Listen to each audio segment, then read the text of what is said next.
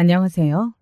제가 얼마 전에 유튜브에서 어떤 가수의 무대 영상을 눌러보았다가 그 댓글창이 갑론을박인 것을 보게 되었습니다. 무대 영상이 되고 사람들이 이런저런 의견을 내고 있었던 건데요. 얼굴만 예쁘고 잘생기면 다냐? 저게 가수라고 할 수 있냐? 입만 번긋할 줄 아는 게 붕어 같아 보인다. 몸치가 따로 없다. 이런 비판이 대세였는데 거기에 반박하면서 누군가 이런 말을 써놨더라고요. 외모 지상주의 시대인 거 모르냐? 요즘 시대에 얼굴이 잘났으면 그게 바로 능력인 거지. 달리 뭐가 능력이냐? 이런 반박이었는데 여러분은 어떻게 생각하시나요? 이 의견이 일리가 있다고 보시나요? 생각을 해보면 요새뿐만 아니라 옛날 가수들도 전부 멋쟁이였고 꾸미는 것에 일가견이 있었으며 매력적이었던 듯 싶더라고요. 그런 걸 보면 노래를 잘하고 그 노래가 히트를 치는 것도 중요하지만 그 가수 자체에서 우러나오는 매력이라는 것도 상당한 역할을 하는 것 같습니다. 갑론을박이 더욱 거세지고 있었던 모습을 보면서 저는 자연스레 누군가를 머릿속으로 떠올리고 있었습니다. 제가 톡톡 사연에 제 경험담을 보내보기로 결심한 것은 바로 이 누군가와 관련된 이야기를 풀어보고 싶어져서 그런 것이고요. 제 외할머니의 소개로 시작을 해보아도 될까요? 제 외할머니 되시는 분께서는 말이죠. 부잣집에서 태어나셨습니다. 나 살았던 동네에서 좋다고 하는 신식 물건이라든지 희귀한 것이라든지 하는 것들은 죄다 우리 집에만 있었어. 온 동네 사람들이 우리 집을 우러러 봤었지. 그 눈빛들에 시기와 질투 그리고 동경과 선망이 한데 섞여 있었던 것을 잊을래야 잊을 수가 없구나. 어렸던 저에게 그런 말씀을 하시던 외할머니의 눈빛에는 한 줌의 거짓도 섞여 있지 않았죠. 그런가 하면 제 외할아버지 되시는 분께서는 그럭저럭 잘 사는 집안에서 태어나셨습니다. 그런데 말이죠. 머리가 무척이나 비상하신 분이었어요. 어린 시절부터 결코 범상하지 않으셨다고 합니다. 남중 지추인 법이었어요. 외할아버지께서 지니신 그 잠재력, 기계, 배짱 이런 걸 알아보시고는 앞길을 열어주고자 하셨던 분들이 그 주변에 계셨던 것입니다. 그 도움을 받으며 외할아버지께서는 앞으로 나아가실 수 있었어요. 그리고 단언컨대 나는 나를 믿어주었던 그분들을 단 한 번도 실망시켜드린 적이 없었단다. 굳세고 대쪽 같으신 분이었죠. 외할아버지께서는 후일 부잣집에서 난 외할머니를 만나셨고 금전적으로 든든한 뒷배까지 두시게 되어 더욱 날개를 다셨습니다. 외할머니께서는 부잣집 핏줄이기는 하였으나 당시 그 집안은 남존여비 세상에 찌들어 있었죠. 옛날이었으니까요. 여자가 드세면 안 되고 남자의 앞길을 방해해서는 안 되고 조용하고 진실되게 내조라 하는 것만이 도리라고 여겼던 집안입니다. 그래서 외할머니께서는 결혼을 하신 후에 조용히 내조만 하셨고요. 한마디로 현모양처이셨을 거예요. 믿거나 말거나 예전에 많은 사람들이 외할아버지를 향해서 장가 잘 들었다. 마누라 잘 얻었으니 부럽다. 고 그런 소리를 던지고는 했었다네요. 참고로 알려드리자면요. 외할아버지께서는 미남이라고 불리실만 하였어요. 미남형 얼굴의 소유자이셨고요. 반면에 외할머니께서는 아주 평범하고 적당히 수더분한 인상을 지니고 계셨습니다. 대신에 외적인 특징이라고 한다면 옛날 분이심에도 불구하고 여자치고 키가 좀 크신 편이었다는 게 있네요. 외할머니의 유전이 이어졌던 모양이에요. 외삼촌, 이모, 그리고 제 친정엄마까지 세 분 다 키가 성인 남자, 여자 평균 신장을 웃두셨거든요. 외할머니께서는 진정한 내조란 바가지가 안에서 안 새는 것이라고 믿으셨던 분이었어요. 그래서 집안에서 자식들에게 무척 엄격하신 분이었습니다. 외삼촌이 한때 헛바람이 들어서 막무가내로 구시던 시절이 있었다는데요. 그때 외할머니께서는 특단의 조치를 취하셨어요. 강한 회초리를 꺾어 오신 뒤 그걸로 외삼촌의 종아리를 한 대 치셨고 그 다음으로는 당신의 다리를 직접 치셨습니다. 그런 식으로 번갈아서 회초리를 치셨던 거예요. 그 모습에 외삼촌은 충격을 크게 받으셨고 외할머니의 다리에 피가 흐르는 걸 보신 뒤로 마음을 고쳐 잡수셨죠. 방황이 멎었던 것입니다. 그런가 하면 이모가 동네 불량배와 눈이 맞아서 한창 시시덕거리며 밖을 쏘다니셨던 적이 있었는데요. 그걸 아신 외할머니께서는 당장 커다란 가위로 이모의 머리카락을 싹둑싹둑 잘라버리셨습니다. 또한 사람들을 써서 그 불량배에게 매운맛을 보여주신 뒤 그 동네를 아예 떠나도록 만드셨고요. 여지를 안 남겨두시는 분이셨어요.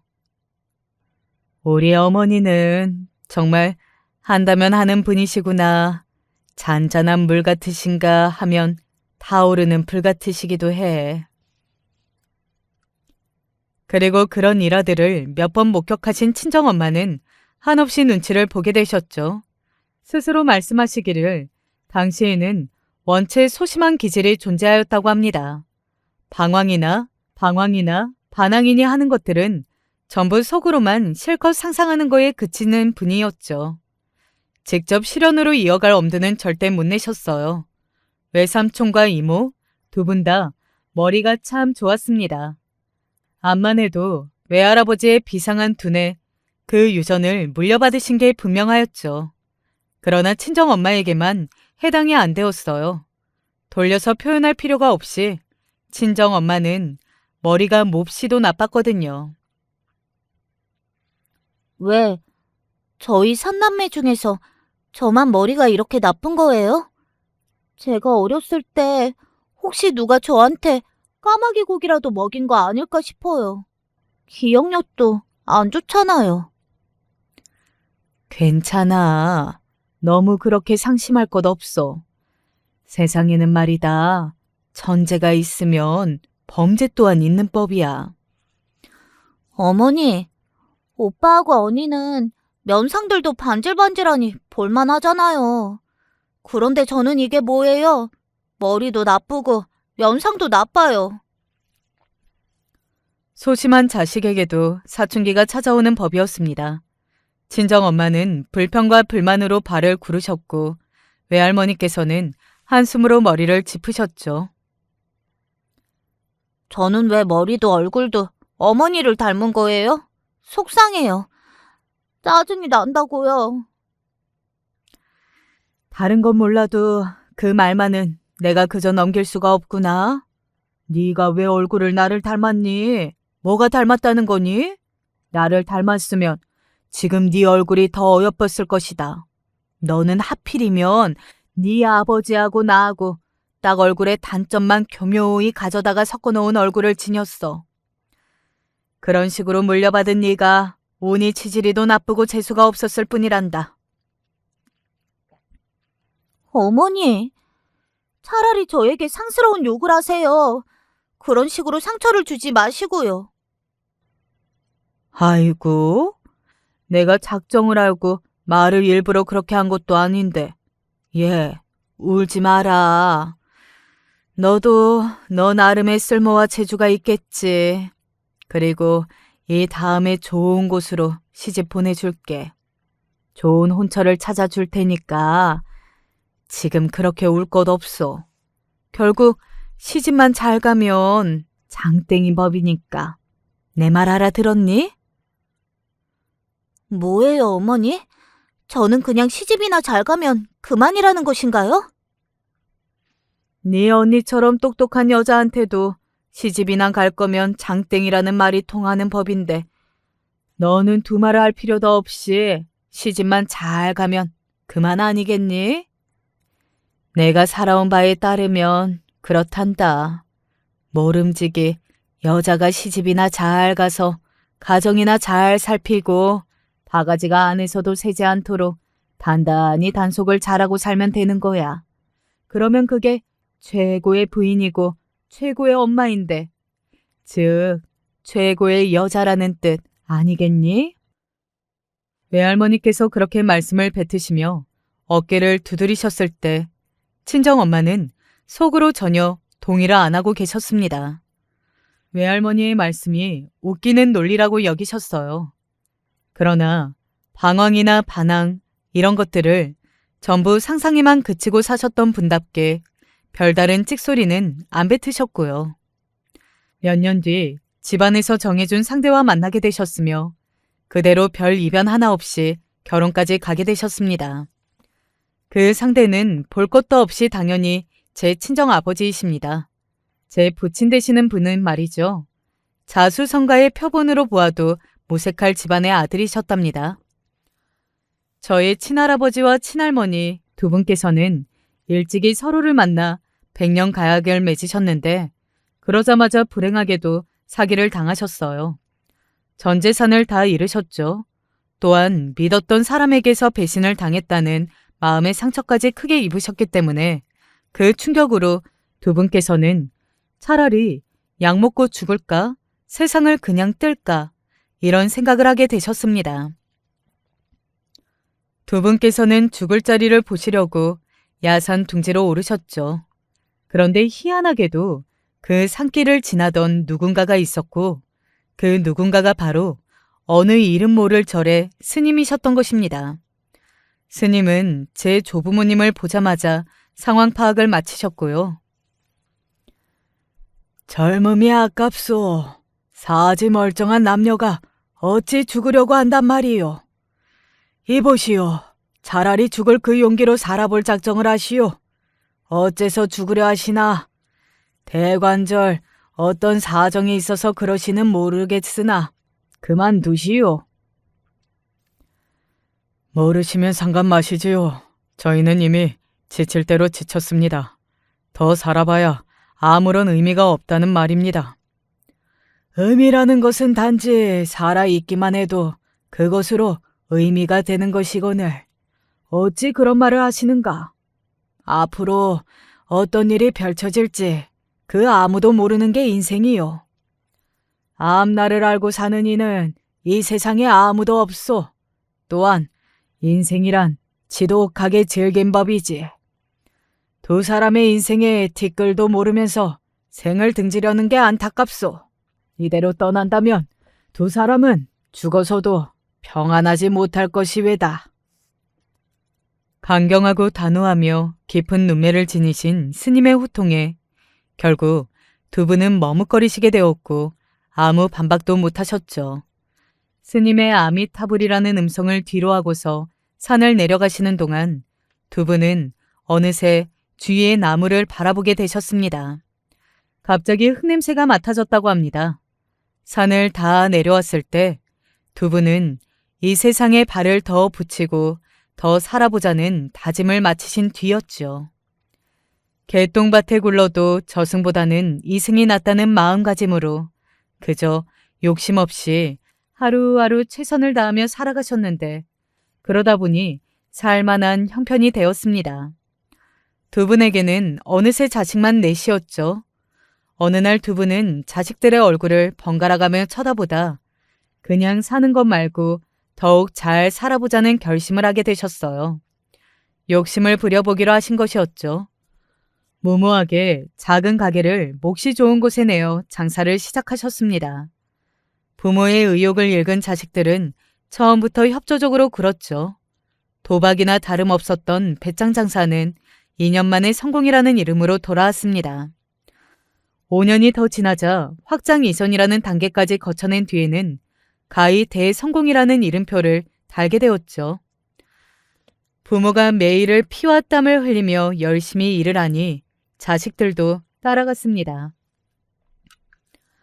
첫째는 부모와 함께 일을 하였고요. 둘째는 온 집안의 일을 도맡아 하고 식구들을 챙기는 역할이었습니다. 위 형제들보다 풍족한 환경에서 자라나게 된 셋째와 넷째는 게으름 피우지 않고 공부에 열중을 하였어요. 그 결과 학업에서 좋은 성과를 보였습니다. 특히나 셋째는 우리나라에서 최고로 꼽히는 명문대학교에 입학을 한 번에 해내는 쾌거를 이루어냈고요. 명문대 학교를 나와 큰 회사에 들어가서 일을 하다 보니 그만큼 인맥들도 새롭게 많이 생겨났습니다. 셋째의 특징이다 장점은 공부만 잘하는 것이 아니라 사회생활에도 일가견이 있다는 점이었어요. 여러 사람에게 잘 보였고요. 그랬던 덕분에 부잣집 딸과 맞선까지 보게 되었습니다. 네, 맞아요. 셋째가 바로 제 친정 아버지이시랍니다. 각자 그러한 배경에서 자라나 결혼을 하시게 된 두 분은 자식 셋을 보셨죠. 언니, 저, 남동생. 이렇게 3남매인데요. 언니는 외모가 친정 아버지 쪽을 닮았어요. 그리고 제가 보기에는 외할아버지의 느낌도 살짝 있습니다. 그래서 그런지 어딘가 직접인 이미지가 풍겨오는 미인이지요. 몸매도 길쭉하고 늘씬합니다. 남동생은 친정 부모님을 고루 닮았어요. 소위 호감형이라고 표현을 하죠. 호감형 얼굴이고 인상을 논하자면 사람이 왠지 진실될 것 같은 그런 느낌입니다. 게다가 키까지 커서 어렸을 때부터 이놈 자식이 여자들로부터 인기를 잔뜩 샀죠. 학창시절 저희 집 앞까지 남동생을 보러 기웃거리는 여학생들이 있었을 정도입니다. 어느 날이었죠. 저는 그날따라 기분이 안 좋았어요. 솔직히 밝혀보자면 속으로 짝사랑하고 있었던 한 학년 위 남자 선배에게 고백도 하기 전에 실연을 당했기 때문입니다. 얼굴이 예쁘장하고 청순 가련하여서 인기가 좋았던 제 친구의 친구와 그렇고 그런 사이가 되었거든요. 그걸 알고서 기분이 무척이나 상한 날이었는데 귀가를 해보니까 제 남동생을 보기 위해 여학생들이 삼삼오오 모여있는 것이 아니겠어요? 오로지 남동생의 허우대가 멀쩡하기 때문이었죠. 열이 뻗친 제가 그 애들에게 삿대질을 날렸습니다. 야, 내 동생 지금 공부하거든? 이번에 성적 떨어져서 부모님께 엄청 혼났는데 다음에 더 떨어지면 정말로 집에서 죽은 목숨이야. 그러니까 방해하지 말고 그냥 가라.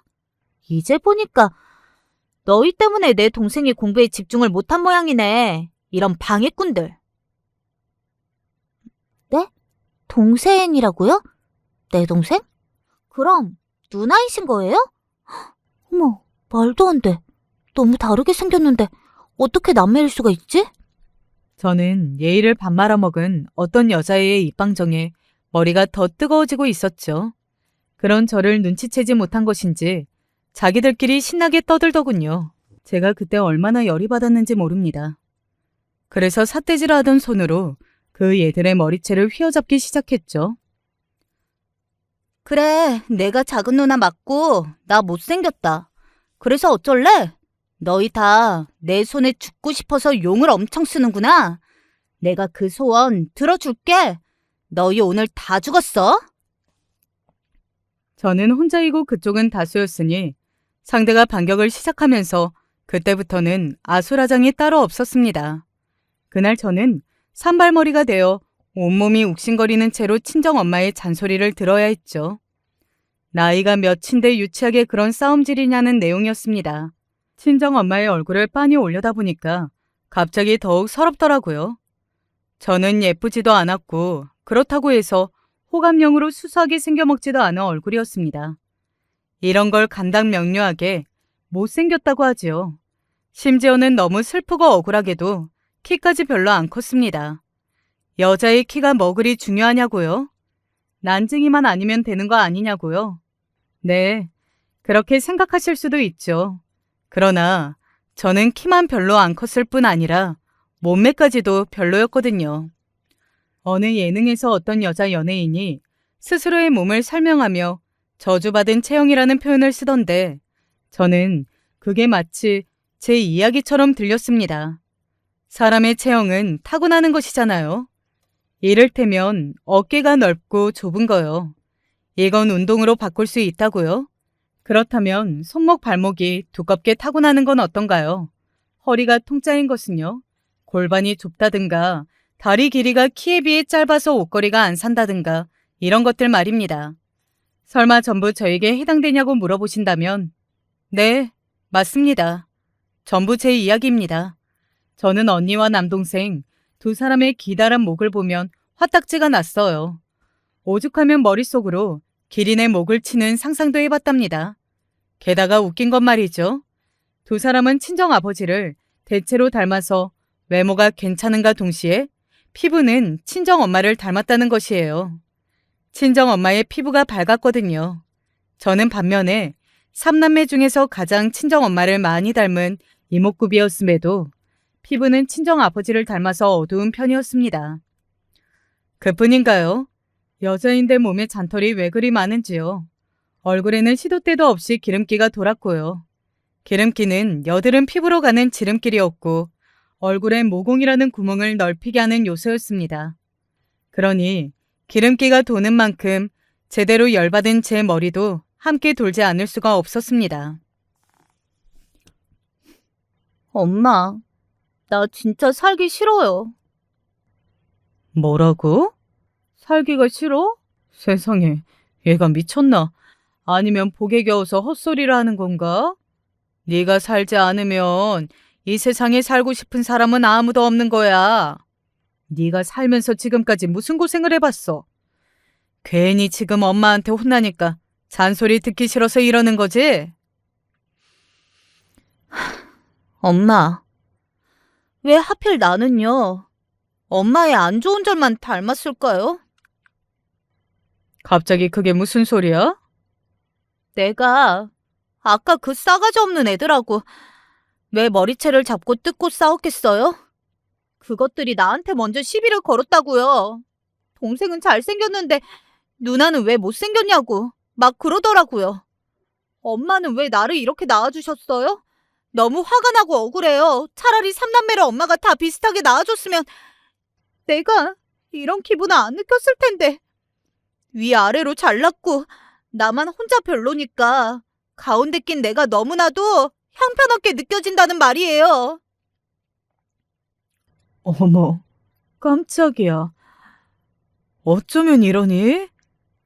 옛날에 나도 네 외할머니한테 딱 그런 소리를 했었는데 어쩜 이렇게 나랑 똑같이 말을 할까?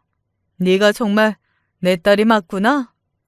엄마, 지금 그런 말씀을 하실 때예요? 딸은 속상해서 미치겠다고요. 감수성 예민한 사춘기 소녀의 눈에서 결국 눈물이 흘러내렸죠. 그러자 친정엄마는 저에게 이런저런 당신의 과거 이야기를 해주셨습니다. 저는 그걸 경청하였는데 정리해보자면 결론이 다음과 같더라고요. 형제들보다 외모가 별로이고 그래서 위축된다고 한들. 그래서 뭐 어쩌겠니. 넓은 세상으로 눈을 돌려라. 넓게 바라보면 나보다 못한 사람들 천지 삐까리인 게 세상이야. 네가 밥을 굶기를 하니 먹고 싶은 간식을 못 먹기를 하니 학용품 가격을 확인하여 산 적이라도 있니? 경제적으로 유복한 집안에서 태어난 것만으로도 너는 사실 복을 크게 타고난 것이란다. 그러니 가진 것에서 만족을 찾아라.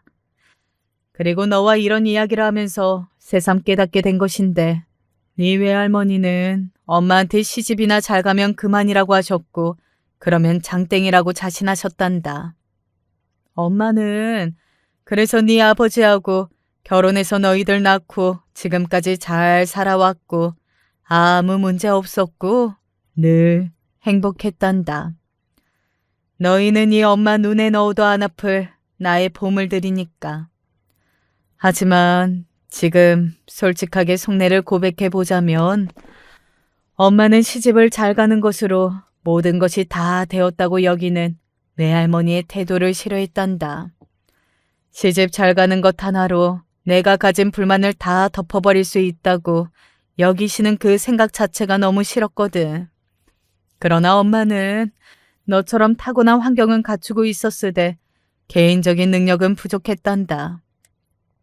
그러니 내 눈앞에 주어진 길, 남들이 떠먹여 주는 밥을 외면할 수가 없었지. 친정엄마는 만약에 당신이 머리가 똑똑하고 배짱이 넘치는 성격에다가 과감함이 있었다면 지금과는 전혀 다른 생각을 가지고 다른 모습으로 살았을 거라고 하셨습니다. 그리고 저에게는 친정엄마가 가지지 못하신 커다란 장점들이 있다고 보셨겠죠. 마음이 상했다는 이유로 상대의 머리채를 잡아뜯고 상대 측이 다수이든 말든 덤벼드는 배짱, 성질머리? 그런 건 엄마한테 없는 부분이었지. 물론 그런 행동이 잘했다는 건 아니지만 네가 거침없고 대범하다는 것만은 반갑구나. 태어나서 친정엄마와 진지한 분위기로 오랜 대화를 나누어 본 건 그날이 처음이었는데요.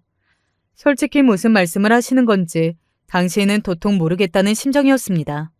다만 친정엄마가 진정으로 저를 위해 주시는 것 같다는 확신은 받았고 그래서 위로가 되었습니다. 제가 아무래도 성격적인 면모를 침탁한 것 같다고 말씀을 해주셨는데 그때 이후로 저는 조부모님께 관심이 갔던 것 같아요. 찾아가서 뵙게 되는 날이면 괜히 두 분의 이야기를 듣고 싶어 했습니다. 그런 손녀에게 두 분은 이런저런 말씀을 많이 해주셨죠. 친할아버지께 들었던 말씀 중 가장 인상 깊게 박혔던 것이 있어요. 얘야, 내 말 잘 들어라. 이 세상은 너를 향해서 사실상 진로 고민을 할 필요가 없는 아이라고 말을 해줄 것이다. 왜냐하면 빚동싸게 공부를 마쳐서 명문대학을 가지 않아도 너는 믿는 구석이 있으니까. 네가 명문대 간판이 없어도 너는 명문대 간판을 단 부친을 두었으니 무슨 대수이랴. 풍족한 집안에서 태어나 자랐고 네 외가는 모두가 우러러보는 집안이니 세상은 너에게 아무것도 하지 않아도 이미 다 가지고 있다고 외칠 것이다. 자, 너는 이것에 대해 어떻게 생각하냐? 솔직히 잘 모르겠어요. 하지만 저는 그렇게 생각하고 싶지가 않네요. 이유는 모르겠지만 그런 것에 저를 가둬두고 싶지 않고 좀 더 혼자의 힘으로 뭘 해내면서 살고 싶다는 생각이 있어요.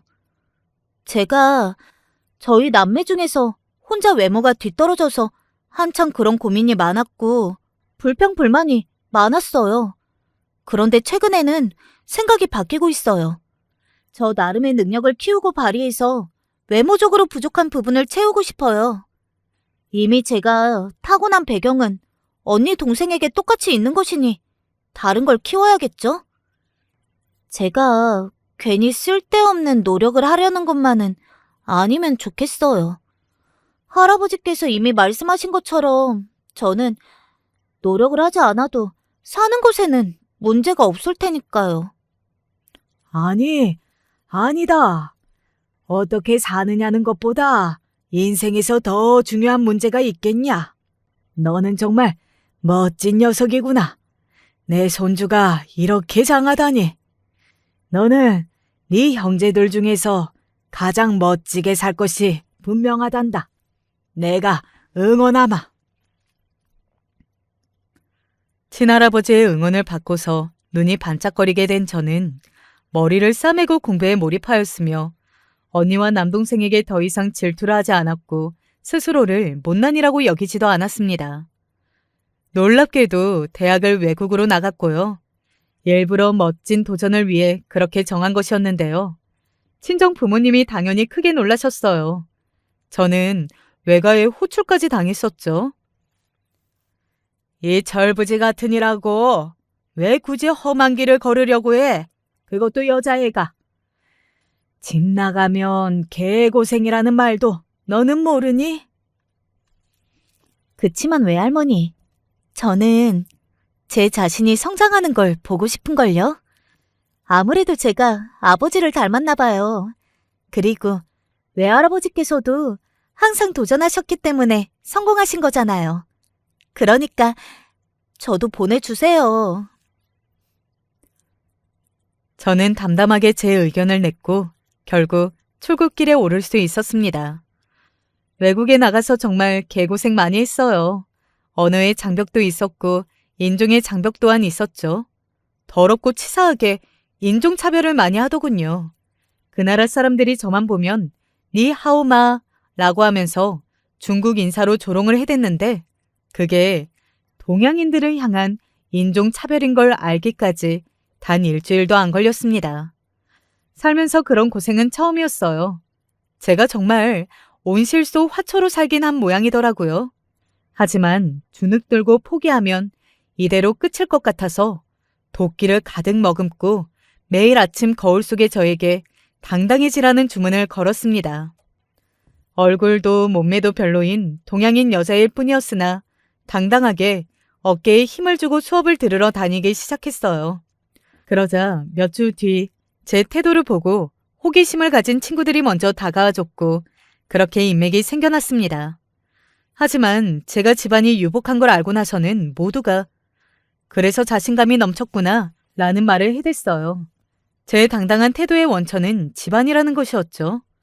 저는 그게 맞다고 수긍을 하면서도 당시에 어렸기 때문에 묘한 반발심도 들었습니다. 유복한 집안이라는 딱지가 없어도 저는 잘 해낼 수 있다는 걸 증명하고 싶었죠. 그래서 그때부터 집안 이야기를 일절 안 하면서 지냈고요. 아르바이트를 하면서 직접 용돈도 다 벌었습니다. 집에서 연락이 오면 내용은 항상 같았죠. 취업 걱정하지 말고 집안에서 연결해준 남자와 만나면 되니까 결혼 걱정도 하지 말라는 당부였습니다. 코웃음 쳤어요. 제 앞길 알아서 열고 살겠다고 했더니 친정 언니가 너 미쳤냐고 했었죠. 저는 무사히 갖은 노력을 다하며 공부를 마칠 수 있었고요. 귀국하기 전에 그곳에서 잠깐 인연을 만났습니다. 좋은 집안에서 자라나 외국 유학을 하던 남자였어요. 하지만 외국 유학에 어마어마한 돈이 드는 만큼 앞으로 자기가 반드시 이것에 보답을 하고 잘 돼야 한다는 생각을 가지고 있었죠. 장남이라 그런 모양이었습니다. 책임감 넘치는 모습이 좋아 보여서 친하게 지냈어요. 전부터 느꼈던 건데 너 정말 열심히 지내더라. 아르바이트도 하고 공부도 열심히 하고 그러면서 친구들과 활발하게 노는 것도 있지 않던걸? 그런 모습이 정말 좋아 보여. 나도 닮고 싶어. 네가 나를? 너같이 잘생긴 남자한테서 그런 소리를 듣게 되는 날이 올 줄은 몰랐네. 나는 원래 몇 년 전까지만 해도 너처럼 잘생긴 남자애를 멀리서 지켜보기나 하고 짝사랑이나 실컷 하고 이게 다 내가 안 예쁜 탓이라는 생각이 다 하던 애였어. 지금 다 극복해서 지내고 있을 뿐이야. 내가 잘생겼다고? 혹시 너 나한테 관심이 있어? 내가 너를 좋아할까 봐 그래? 잘생기면 반드시 좋아해야 되나? 너 보기와 다르게 개그에 소질이 있구나. 제가 태연하게 받아치자 민망함으로 얼굴을 붉히던 남자였습니다. 그런 대화 이후 몇 달 뒤 저는 귀국을 했고 집안의 도움 따위 없이 저 혼자 알아서 취업을 했습니다. 제법 폼나는 외국계 기업의 말이죠. 여기서도 더럽고 치사한 게 있었어요. 예쁘고 청순하게 생긴 여사원들에게만 너그러운 남사원들이 존재했거든요. 저에게는 업무 설명도 제대로 안 해줬고요. 어이가 없어서 묵묵하게 제 일이나 열심히 했는데 몇 달이 지나자 저를 향한 시선이 싹 바뀌었고 어느새 저에게 교제를 청해오는 남사원도 생겨난 뒤였어요. 제가 이메일을 받은 것은 그 무렵이었습니다.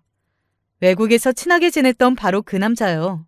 한국에 들어왔는데 꼭 만나고 싶다고 하더라고요. 저도 근황이 궁금해져서 만나기로 했죠.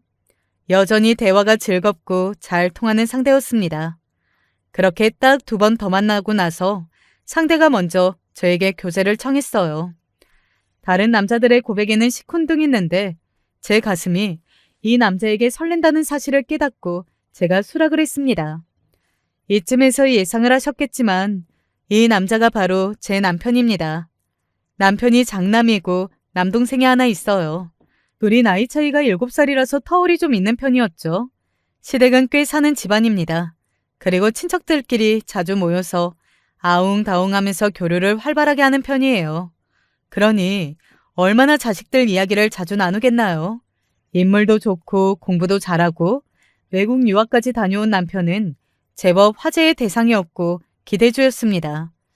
결혼도 분명 기똥차게 잘할 것이라고 신뢰를 받는 인물이었다는 거예요. 시부모님은 뭐든 잘하는 장남이 알아서 연애도 조용히 잘하고 있었다는 것에 만족을 하셨습니다.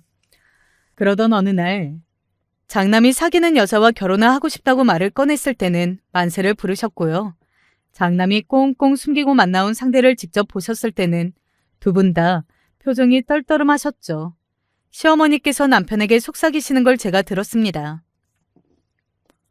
너는 콩깍지가 어디까지 낀 거야? 학생 때까지는 못난이었으나 세련되게 잘 꾸밀 줄 아는 성인이 된 저는 제법 봐줄 만한 외모의 소유자였으나 단정하고 수수한 차림새에서 돈의 냄새가 전혀 맡아지지 않는 것에 시어머니께서는 당황하셨습니다. 설마 장남이 없는 집 아가씨를 만날 거라고는 상상도 못하셨거든요. 그러나 시아버지께서는 금세 평정을 찾으시고 저의 장점을 보셨습니다. 생활력이 강하고 야무져서 외국에서 대학 다니면서 돈도 스스로 벌고 외국계 기업 다니면서 멋지게 사는 여자라는 남편의 주절거림에 고개를 크게 끄덕이신 거예요. 능력 좋고 당찬 기운을 지닌 눈빛도 좋고 나는 마음에 든다. 딱 봐도 진국인데 우리 큰놈이 결혼 상대를 잘 골랐구만. 요즘 세상에 이런 아가씨가 또 어디 있겠어? 아주 흠축해 하시는 시아버지의 옆에서 마지못해 시어머니 또한 고개를 끄덕이고 마셨습니다. 인사차 상견례부터 갖고 서로 대화를 나누는 게 어떠냐는 이야기가 나왔어요. 그래서 상견례를 일찍 가지게 되었죠. 장소는 중간 위치로 잡았고 상견례장으로 유명한 곳이었기 때문에 무난하게 선택했답니다. 그때 제 친정언니가 임신 중이었는데 컨디션이 너무 안 좋아서 빠지는 것으로 머릿수도 맞출 겸 결정이 됐었고요. 참고로 시동생이 자기 형보다는 아니지만 인물이 어디 가서 빠지는 느낌은 아니고 시원시원한 인상입니다. 그리고 그때는 20대 중반의 나이였기 때문에 한참 뽐내고 싶을 때였죠. 잘난 척을 잘했는데 상견례도 본인이 주인공인처럼 빼입고서 얼굴에 우쭐거리는 기색을 달고 등장했습니다. 하지만 상견례장에 제 남동생이 등장하자 시동생이 깜짝 놀라면서 잘난 척을 거두었죠. 제 남동생 키도 크고 훈훈하게 잘생긴 데다가 무엇보다 부잣집 도련님 느낌이 풀풀 풍겼거든요. 친정 부모님을 마주하신 시부모님께서는 경악에 찬 표정들이셨습니다. 그간 말씀 많이 들었습니다. 친정 아버지가 씩 웃으면서 먼저 악수를 청하시는 것을 시부모님은 멍하게 쳐다보시다가 뒤늦게 정신을 다잡으시며 사과를 하셨을 정도였죠. 두 분이 너무 놀라서 당황하실 만도 했어요. 친정 부모님은 어디 가서 사장님, 사모님 소리만 들으며 극진한 대접을 받으실 것 같은 모습이셨으니까요. 자리에 앉은 뒤 이런저런 대화가 오갔고 시댁 식구들은 점점 말수를 잃어갔습니다. 어머나, 그러셨구나. 저희는 미리 들은 바가 없었기에 전혀 몰랐네요. 제 친정 집안이 보통 잘 사는 집이 아니라는 걸 알게 되신 시어머니께서는 놀란 심정을 뒤로하고 남편을 원망하듯 째려보셨습니다. 그러나 남편 역시도 당황하고 있었다는 게 웃긴 대목이네요. 여차저차 상견례가 끝나고 남편은 저에게 대체 왜 집안의 수준에 대해서 한 번도 말을 안 했었냐고 따졌습니다. 왜? 집안 이야기 안 해도 된다고 한 건 자기였잖아. 집안 수준이 어떻든 자기가 나를 받아주겠다고 그러지 않았었어? 아니, 그건 이렇게 엄청난 집안인 줄 모르고 한 소리였지. 내 쪽이 훨씬 더 잘났을 줄 알고 착각해서 그런 소리를 한 거였단 말이야. 그래서? 까보니까 내 쪽이 너무 잘나서 그게 싫은 거야? 나하고 결혼하기 싫어졌어? 싫기는. 앞으로 여왕님으로 모시면서 받들고 살게.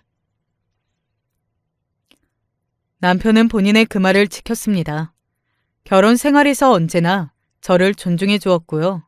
한 번도 저는 제가 무시를 당한다고 느낀 적이 없었는데 그건 남편보다도 시부모님에게서 더 느낄 수 있었죠. 화려하다 못해 웅장하기까지 했던 저희 부부의 결혼식 이후 시부모님은 왠지 저를 편하게 대할 수 없는 며느리로 확정지으신 듯한 눈치였죠. 제가 외국 생활을 나름 몇 년 해서 그런지는 몰라도 생각이 좀 자유분방했기 때문에 고부관계에 얽매일 생각은 조금도 들지 않았습니다. 시어머니께 적당한 예의와 도리를 지켰고요. 남편이랑 사이좋게 잘 지내면서 시댁에도 때때로 얼굴을 비추면 그만이라고 생각했었네요. 시부모님은 애써 오지 않아도 된다면서 손을 내저으셨으나 신혼집이 시댁하고 그렇게 안 멀었던지라 남편하고 둘이 종종 걸음을 했었네요. 시동생은 위치가 꽤 떨어진 곳에 직장을 잡은 바람에 그 동네에서 자취를 했고요. 얼굴을 볼 일이 거의 없었습니다. 가끔 보게 되면 저에게 참으로 깍듯한 시동생의 모습을 볼 수 있었네요. 그러던 시동생이 결혼을 하게 되었다는 소식이 들려왔어요. 시댁에 밥 먹으러 들렀다가 이야기를 처음 전해 들었던 건데요. 둘이 만난 지 이제 1년 정도 되었으나 서로 잘 맞아서 금세 결혼을 마음먹게 되었고 여자 쪽이 시동생보다 1살 연상이라고 했습니다. 뭐 하는 사람인지 궁금했죠. 저처럼 그냥 사무직을 다니는 사람인지 이런 것들이 궁금했는데 시어머니 말씀으로는 딱히 하는 일이 없는 것 같더라고요. 그 집안의 경제적 수준은 시댁하고 아주 비슷한 느낌이었고요. 4년제 대학을 나온 이후로 어떤 기업에서 인턴으로 일을 했던 것 빼면은 직장 생활을 해본 적이 없었고 모델 일인지 하는 걸 가끔 하면서 지낸다고 하더군요. 모델이라는 두 글자에서 단박에 느껴진 바였으니 제 예비 동서 되는 사람은 얼굴과 몸매 두 가지를 다 갖춘 미인이었습니다. 키가 크고 팔다리가 길었으며 얼굴도 작았고 그 작은 얼굴 안에 담긴 눈, 코, 입은 반대로 큰 편이었죠. 특히나 웃는 인매가 시원시원해서 이런 부분이 시동생하고 인상은 좀 비슷했어요.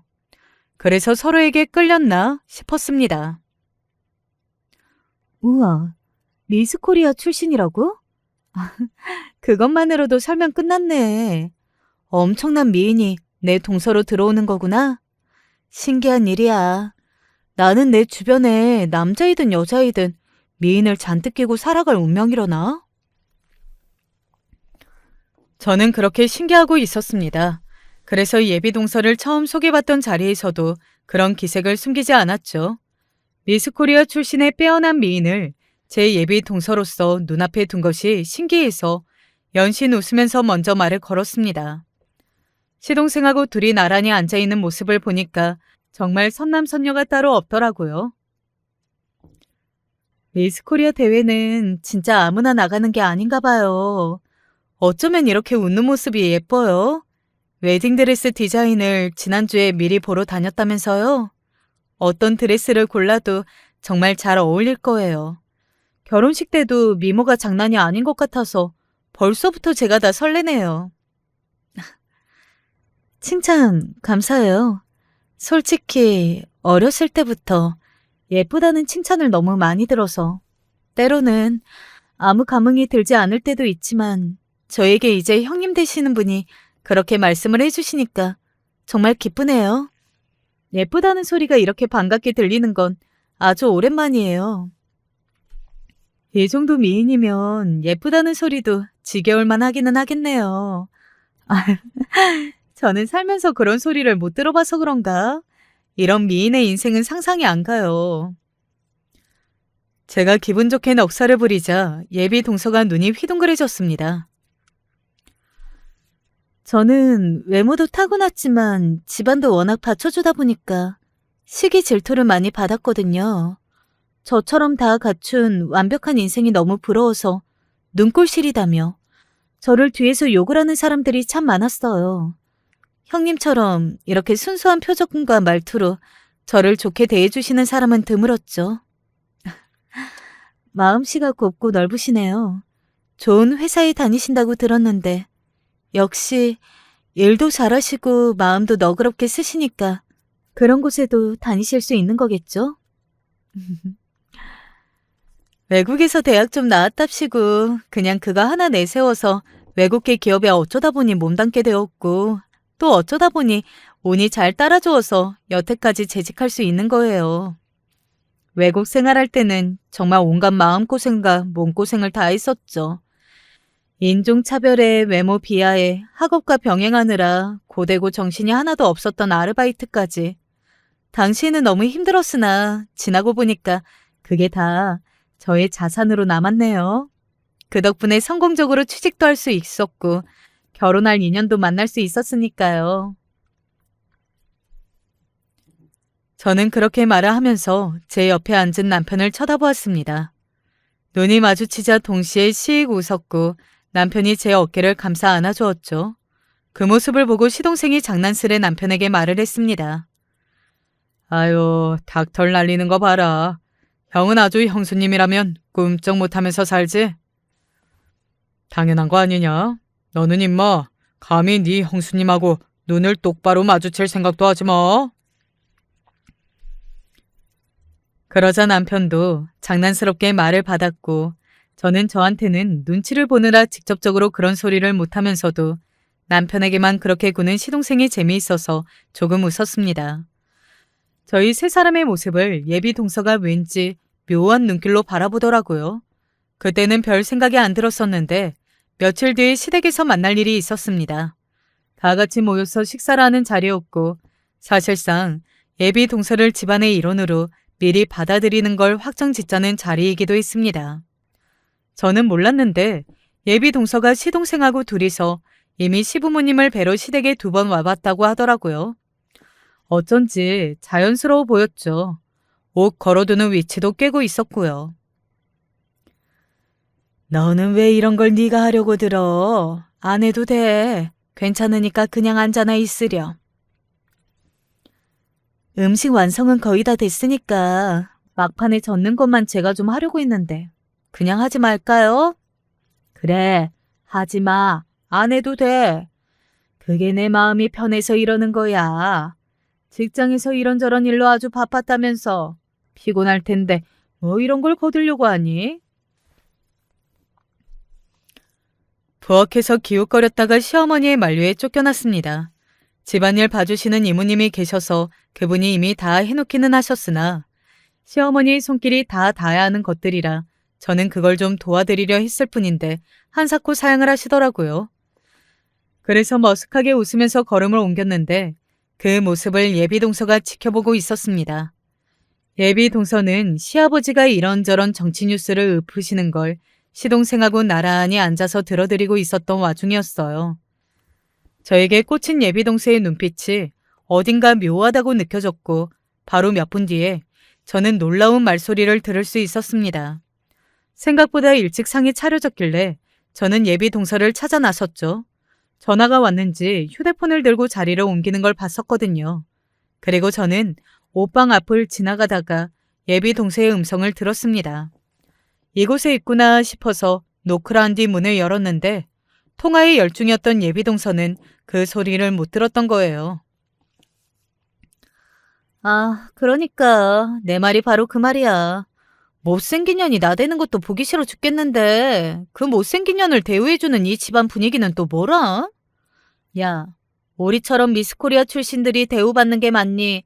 아니면 얼굴 못생기고 키도 난쟁이 똥자루 같은 년이 대우받는 게 맞니?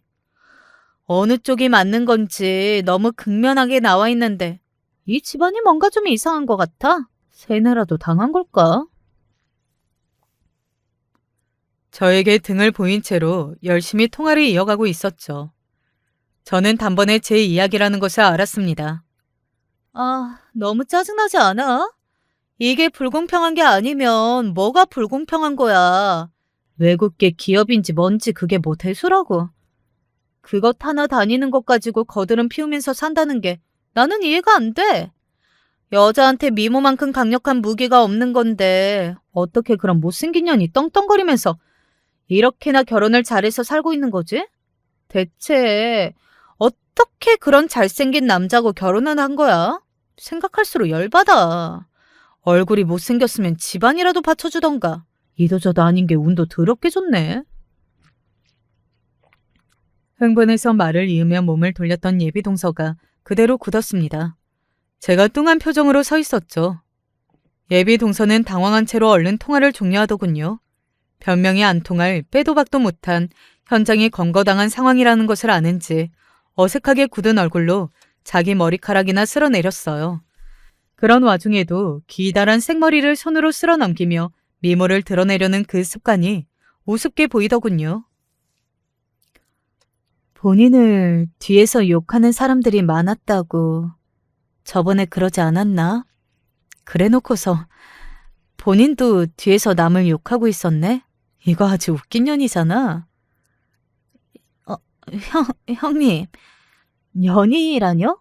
말씀이 지나치시네요. 너는 나보고 못생긴 년이라면서 너는 사고방식이 내가 하면 로맨스고 남이 하면 불륜이라는 식이구나. 재밌네. 나보고 운이 좋다고 그랬나? 그걸 알아챈 건 칭찬을 해줄게. 나 운 더럽게 좋아. 땡땡 기업 알지? 웬만하면 거기 모르기는 쉽지 않은데. 네?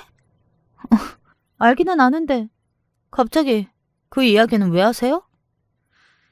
내가 거기 창업주 외손녀. 뭐라고요? 그게 무슨 말씀이세요?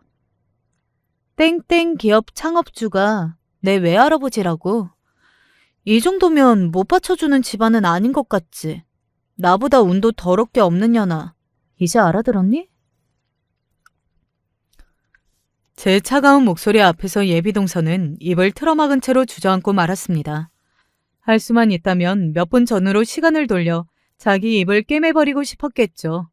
그럴 수 없으니 입을 손으로 틀어막은 채로 몸을 떨고만 있을 뿐이었고요. 안 보이는 두 사람을 찾아서 남편과 시동생이 집안을 활보하다가 이곳까지 왔습니다. 그리고 펼쳐진 광경을 의아해했죠. 제가 간단명료하게 설명을 해줬습니다. 여기 미스코리아 출신인 미의 여신께서 나처럼 못생긴 년하고는 겸상을 못하겠다고 하시네. 저녁은 못 먹고 그냥 가야겠다. 그러자 시동생은 예비 동서에게 따지기 시작했고 남편은 시동생에게 책임을 묻기 시작했고 그 소란에 달려오신 시부모님은 상황을 아시고 참담해 하셨습니다. 예비 동서가 어느새 눈물을 흘리고 있었죠. 죄송해요. 몰랐어요. 형님이 그렇게 잘 사는 집안 분이신 줄 진작 알았다면 제가 안 그랬을 텐데 왜 아무도 저에게 언지를 안 해주셨던 것인지. 그러면서도 본인을 피해자인 척을 은근히 하더군요. 그건 아무래도 습관인 것 같았습니다. 울면서도 연신 머리를 쓸어 올리던 것처럼 말이죠. 미모와 눈물이 합쳐지면 강한 무기가 될 거라고 여겼을지도 모를 일이지만 애석하게도 그건 안 통했습니다. 나는 이런 상황을 겪고도 이 결혼 강행하고 싶은 생각은 없어. 무엇보다 내 마음이 차갑게 식었거든. 형수님의 발끝에도 못 미치면서 이렇게나 오만하고 말을 함부로 하는 여자였다니 내가 사람을 잘못 봤었네. 크게 실망을 한 시동생은 결혼하고 싶은 마음이 싹 사라졌다면서 파혼을 선언했습니다. 예비 동서였던 그 여자는 설마 파혼을 당할 줄은 몰랐는지 크게 충격을 받아서 식음을 전폐하다가 입원까지 했었더라고요. 게다가 이미 결혼 이야기가 다 돌았던 만큼 그 여자 주변에 파혼 소문이 싹 퍼졌는데 그 주변 사람들이 쌤통이다 라는 반응을 보였다는 후문이었습니다. 뿌린 대로 거둔다고 하더니 잘난 척을 일삼으며 주변에 함부로 행동하고 눈에 빤히 보이는 가식을 부리면서 그 여자는 살아왔던 모양이었습니다.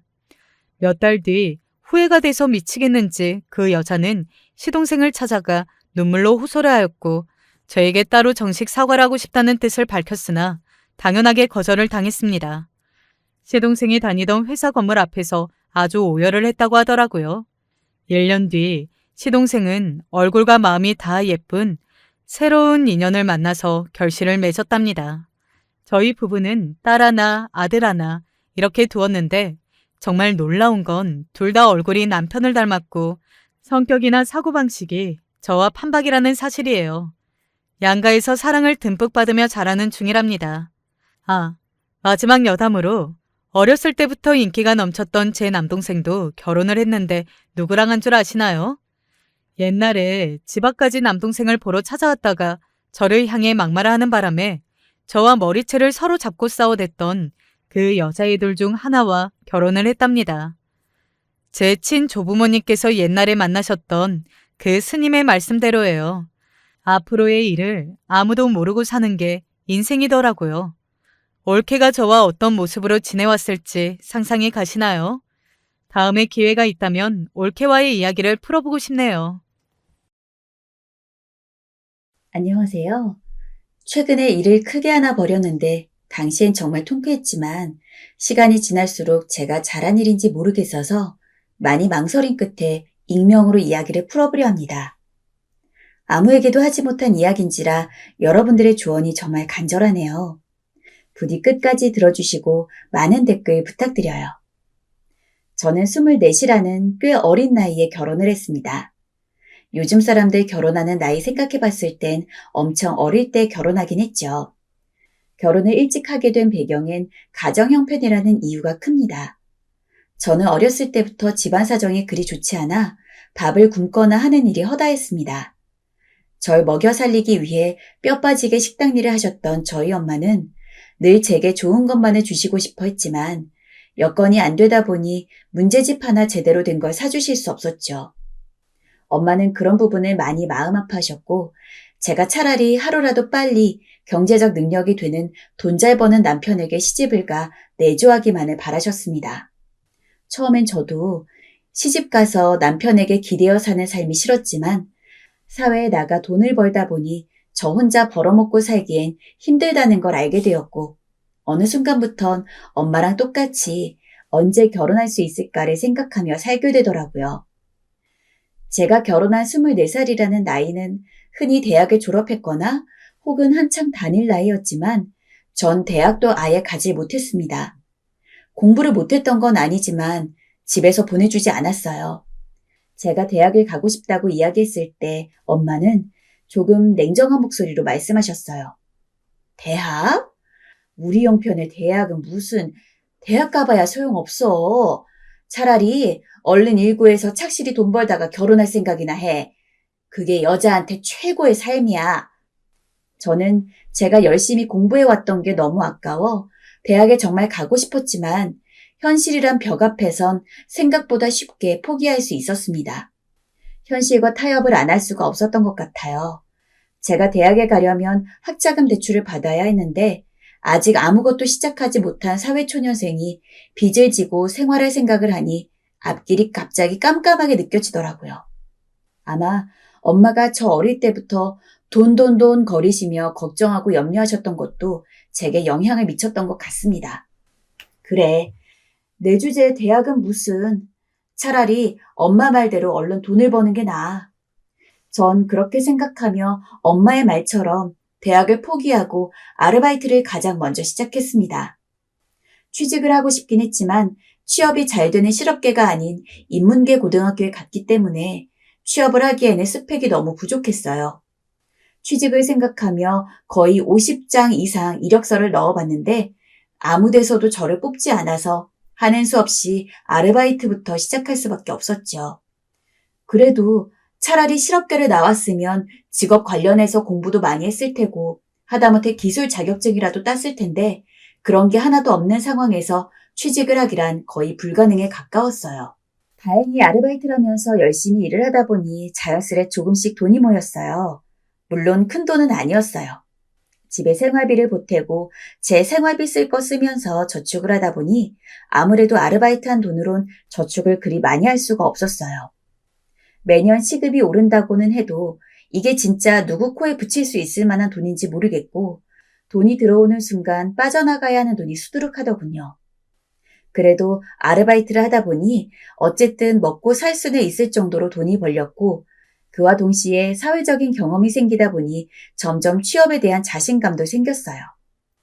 아르바이트를 하는 동안 취업 박람회도 가보고 취업한 주변 친구들의 말도 들어보면서 어떻게 취업 준비를 해야 할지 계획도 세울 수 있었고요. 또 아르바이트를 할 땐 고단했지만 거의 풀타임으로 하루 종일 근무를 했기 때문에 회사에선 이런 부분을 좋게 볼 거라고 생각했습니다.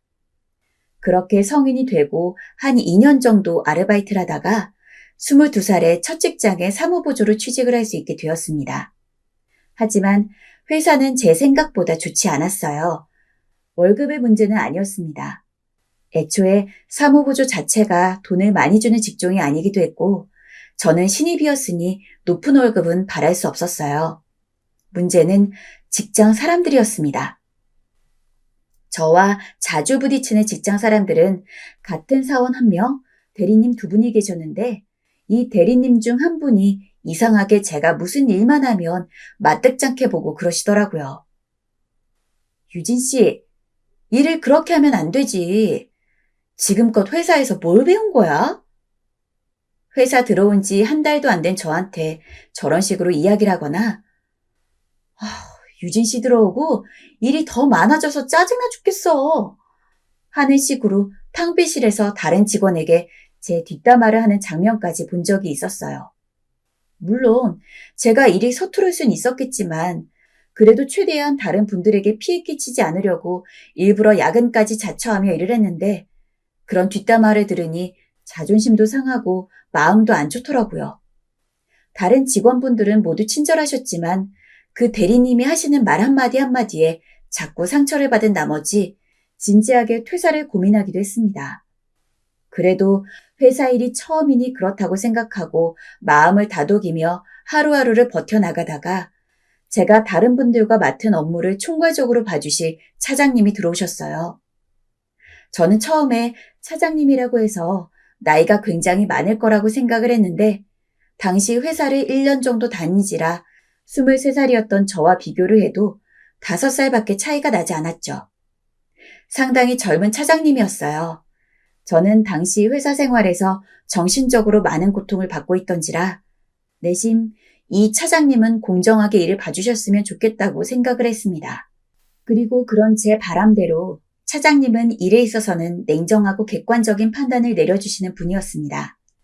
제가 일이 어색한 걸 감안하더라도 혼나야 마땅한 부분에서는 칼같이 혼내셨고 대신 제 잘못이라고 볼 수 없다고 여겨지는 부분에 대해선 대리님이 저를 힐난할 때마다 옆에서 그건 유진 씨 잘못이라고 보기 어렵다 라고 이야기하며 제가 불필요하게 혼나는 일을 줄여주셨어요. 확실히 그렇게 해주시니 저도 제가 잘못한 부분은 한 번 더 곱씹고 다시는 그런 일이 일어나지 않게 노력을 하게 되고 칭찬받은 부분에 대해선 자존감도 올라가더라고요. 그러다 보니 자연스레 업무적인 능력도 늘어나게 됐고요. 사람 마음이 참 신기한 게 한 반년 정도 그러다 보니 어느새 전 차장님을 이성적으로 보게 되었습니다. 직장 상사가 아닌 남자로서요.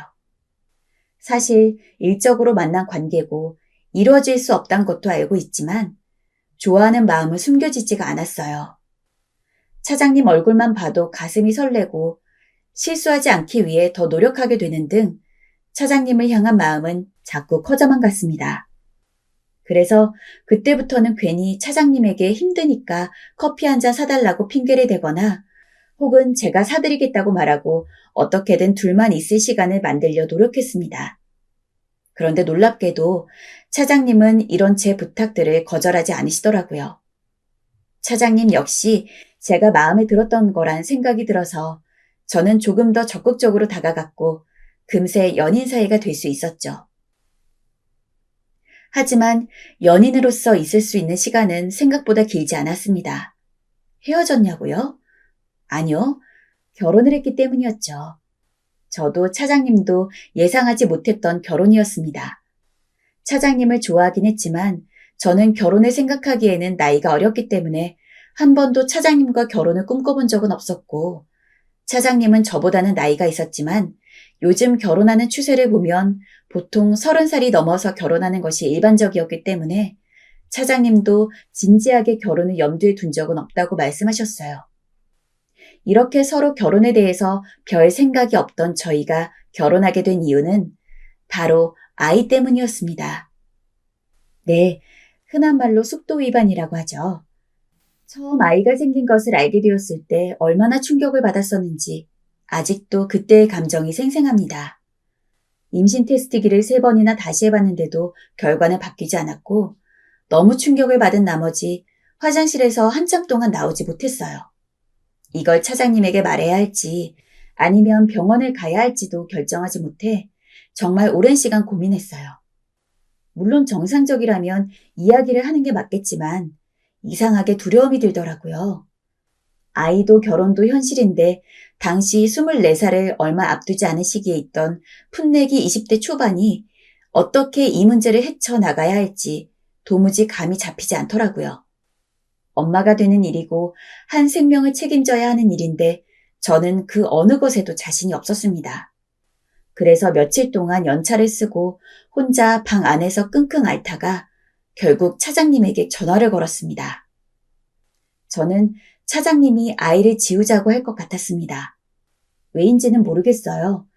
하지만 차장님은 제 예상과는 다르게 침착했고 제 손을 잡아주며 말해줘서 고맙다고 했습니다. 유경아, 많이 혼란스럽겠지만 그래도 우리 애니까 한번 키워보는 게 어때?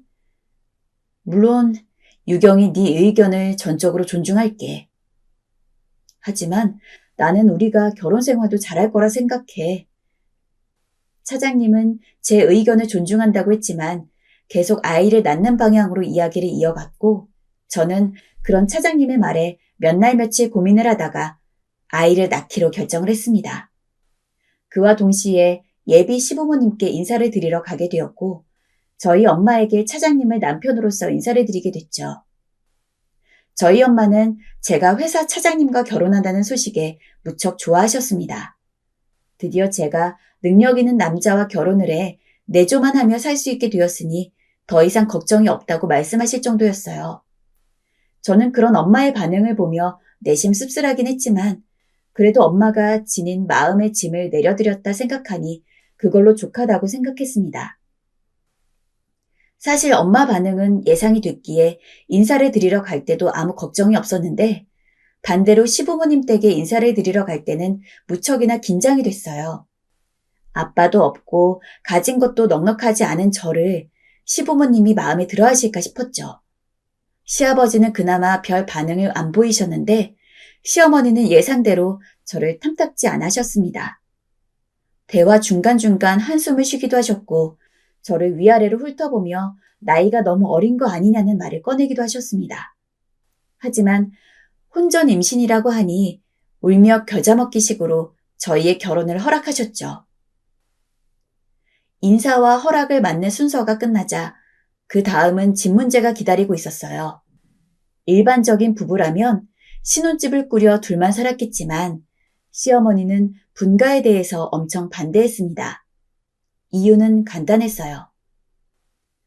너네 신혼집은 성철이가 사야 할 텐데 부담되게 무슨 신혼집이야. 그냥 여기 얹혀 살다가 아가 너도 돈 모아서 보탤 수 있을 때 나가거라. 사실 시어머니의 말도 일리가 있었어요. 전 너무 어려 모아놓은 돈이 없었고 남편에게 전적으로 의지해야 하는 상황이었으니 그 돈을 다 부담하려고 할 수 없었습니다. 그래서 저희는 결혼을 하고 불편하지만 시댁에 얹혀 살 수밖에 없었습니다. 흔히 시댁살이 안 시키는 집이 없다고 그러는데 그건 저희도 마찬가지였어요. 특히 시어머니가 정말 유난이셨죠. 정말 별일이 다 있었던 것 같습니다. 어느 날은 갑자기 시어머니가 자기 친구들이 온다고 음식 좀 차려놓으라길래 꼭두 새벽부터 일어나서 장 봐가지고 하루 종일 갈비찜이며 매운탕이며 다 해놨는데 친구분들 오는 날이 내일로 미뤄졌다고 하시는 거예요. 당황스러웠지만 저는 조심스레 말씀을 드렸습니다. 그럼 어머니, 하루 정도면 그냥 오늘 해둔 음식 데펴 먹는 것도 괜찮지 않을까요? 너는 시어머니 친구들이 오는데 한지 하루 지난 음식을 먹이겠다는 거니? 그게 아니고 사실 그냥 자잘한 반찬들도 아니고 큼직한 요리들을 다 해놨는데 하루 지나고 또 하라는 건 너무 힘들어서 조심스레 말씀드렸더니 저런 식으로 답하며 버럭 화를 내시길래 하는 수 없이 다음날 또 새벽부터 장을 보러 가서 음식을 다시 만들어야 했습니다. 시어머니 시집살이는 눈물 나게도 그게 끝이 아니었어요. 저는 원래 엄마랑 살 때 큼직한 대청소는 주에 한 번씩, 그리고 평소에는 눈에 보이는 자잘한 청소들만 해왔는데 시어머니는 매일같이 제게 대청소를 할 것을 권했어요. 제가 홀몸도 아닌데 하루도 빠지지 않고 청소기는 물론 물걸레질에 손걸레질까지 다 시키는데 허리도 아프고 등도 아프고 이러다 몸살이 날 것처럼 죽겠더라고요. 이럴 거면 다시 직장을 다녔지 하는 생각마저 들었습니다. 그래서 전 이번에도 용기를 내어 시어머니에게 어머니, 제가 지금 애 때문에 매일매일 허리를 굽히고 그러는 게 너무 힘들어서요. 먼지 안 보이게 청소기 정도는 빠짐없이 돌릴 테니 걸레질 같은 건 주에 한 번 정도씩만 하면 안 될까요? 라고 간곡히 부탁을 드렸습니다. 하지만 시어머니는 코웃음을 치더니 제게 이렇게 말씀하셨어요. 너는 친가에서 살 때도 그렇게 더럽게 살았니? 아니, 걸레질을 주에 한 번 하면 어쩌자는 거야? 그 먼지 네 시애미가 다 먹는 거라고.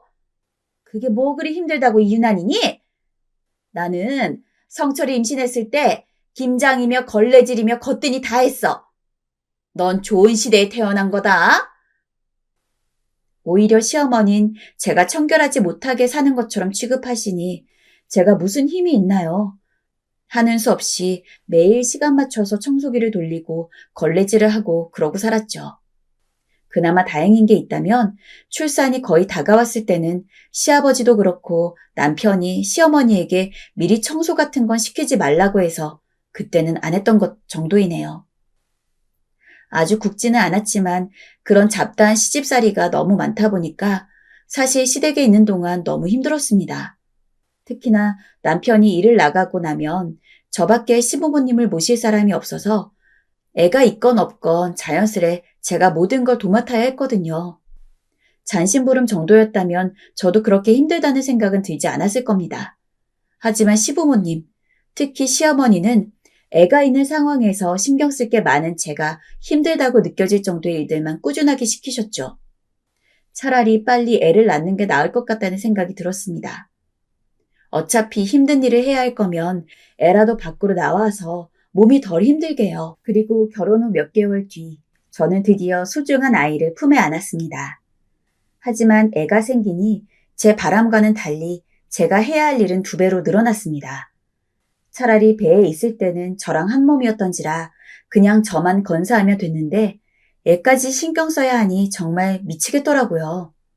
아이의 울음소리 때문에 밤에 잠은 못 자는데 시어머니는 시어머니대로 집안일을 계속 시키고 그 와중에도 전 애가 울면 가서 밥 먹여야 하고 기저귀도 갈아줘야 하고 몸이 3개라도 모자랄 판이었습니다. 솔직히 처음엔 시어머니가 그래도 조금은 육아를 도와주실 줄 알았는데 전혀 그럴 기미도 보이지 않으셨고 오히려 막무가내로 이 일 저 일 시키시는 바람에 저는 애 보랴 시어머니 말 들으랴 이러다 몸이 부서지는 게 아닌가 걱정이 되었어요. 애가 3살이 될 때까지 전 그렇게 그 집 종으로 살았던 것 같아요. 정말 아이가 3살쯤 되니 이대로 가다간 안 되겠다 싶어 남편에게 분가 이야기를 꺼내기 시작했죠. 여보, 우리 지연이도 이제 크기 시작하고 우리만의 공간이 필요할 것 같지 않아? 더 이상 어머님 심부름하면서 아이 키우기는 나도 사실 너무 힘들어. 이제 좀 내 공간에서 편하게 쉬면서 육아하고 싶어. 그래? 알겠어. 조금만 기다려줘. 돈이 모이고 있으니 금방 나갈 수 있을 거야. 남편도 분가를 원했던지라 알겠다며 조금만 기다리란 말로 저를 달래주었고 전 남편의 말만 믿으며 혹독한 시집살이를 좀 더 버텼습니다. 그런데 딱 그때쯤 운이 좋게도 저희는 임대아파트에 당첨이 되었습니다. 처음 남편이 그 이야기를 했을 때 마음 같아서는 너무 기뻐서 벌거벗고 춤이라도 추고 싶었어요. 임대아파트에 들어가서 남편과 아이와 살게 되니 이제 제대로 결혼해서 사는 느낌이 났습니다. 무엇보다 시부모님이랑은 명절에나 보게 될 거라 생각하니 숨통이 트이는 것 같았어요. 솔직히 제 배 아파서 낳은 자식이니만큼 저도 애랑 어디 좀 놀러 가면서 여기저기 구경도 하고 그러고 싶었는데 그러려면 시어머니가 너 내가 시킨 건 안 하니? 라며 초를 치시는 바람에 제 아이와는 제대로 된 시간을 보내지 못했는데 시어머니가 없으니 아이와의 시간도 가질 수 있었죠. 그렇게 전 새 공간에 들어서 열심히 집을 꾸미고 아이와 시간을 보내며 단란한 우리 가족끼리의 삶을 꾸려가기 시작했어요. 남편도 이 생활에 만족스러워했고 저도 드디어 행복과 안정을 찾아나가는 기분이었습니다. 그런데 그러던 어느 날 시어머니로부터 전화 한 통이 걸려왔어요. 안부전화인가 싶어 공손하게 받았는데 어머니의 안부전화는 제가 생각했던 거와는 달랐습니다. 예, 너 뭐하니? 오늘 음식할 거 있는데 우리 집에 좀 오거라. 어머님, 죄송한데 오늘은 지연이랑 놀이공원에 가기로 약속한 날이어서요. 뭐라고? 지금 시애미가 오라는데 그게 뭔 핑계야? 당장 못 와? 전화는 시어머니의 고함으로 끊겨버렸고 저는 너무 놀란 나머지 허둥지둥 짐을 챙겨 시어머니 집으로 갔습니다. 역시나 집에 가자 시어머니는 표독스러운 표정으로 절 쳐다보더니 한숨을 푹푹 내쉬더군요. 시집 온 지 얼마나 됐다고 벌써부터 꾀를. 뭘 멀뚱히 보고 서 있어? 얼른 청소 시작해. 먼지가 한 구덩이야. 청소 끝나면 음식해야 되니까 장 보러 나가고. 그날은 시작일 뿐이었어요. 시어머니는 하루가 멀다 하고 저에게 전화를 해서 일을 시켰습니다. 한마디로 분가를 했어도 전 시어머니를 벗어날 수 없었어요. 차마 못 간다고 핑계를 댈 것도 없었고 애를 돌봐야 한다고 그러면 집에 같이 데려오면 된다는 통에 그 뒤로는 그냥 아무 말 없이 시어머니한테 전화 올 때마다 아이를 데리고 갔습니다. 허나 그러던 어느 날 전 조금 용기를 내어 시어머니에게 부탁 아닌 부탁을 드렸습니다. 어머님, 저 분가도 했고 사실 저희 집에서 여기까지 거리도 1시간이 넘고 해서요. 아이를 매번 데리고 오기 힘든데 차라리 저희 애가 좀 더 크고 난 후에 일을 하러 오면 안 될까요? 그때 부르시면 꼭 올게요. 애 크고? 언제?